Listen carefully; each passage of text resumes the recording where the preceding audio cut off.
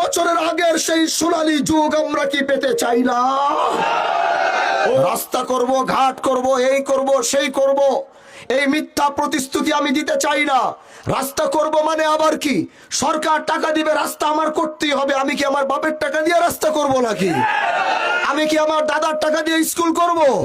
তাহলে রাস্তা করে দিব, ঘাট করে দিব মানে কি? এগুলো সরকার বরাদ্দ দিবে, আমাদের সেইগুলো করতে হবে, এটা হচ্ছে কথা। কিন্তু আমি একটি কথা বলেছি, আমি হযরতে ওমরের সেই সোনালী যুগটা একটু আপনাদেরকে দেখাতে চাই। এটা আমার জীবনের একটা শেষ তামান্না।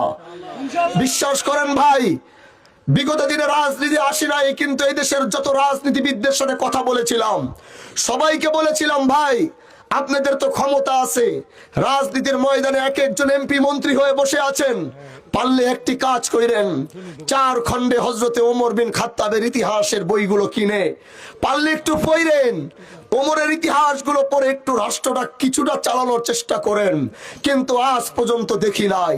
সেদিন আসমানের দিকে তাকিয়ে বলেছিলাম, ও আল্লাহ, যদি তুমি কোনোদিন আমাকে দেশ ও রাষ্ট্রের জন্য কাজ করার সুযোগ দাও, আমি 1400 বছর আগের সেই ওমরের সোনালী যুগ একটু হলেও ফিরত আনার চেষ্টা করব। আমি দেশের মানুষকে দেখিয়ে দিব হযরতে ওমরের রাজনীতি কেমন ছিল। হযরতে ওমর দিনের বেলা শাসক ছিল, রাতের বেলা জনগণের খাদেম ছিল।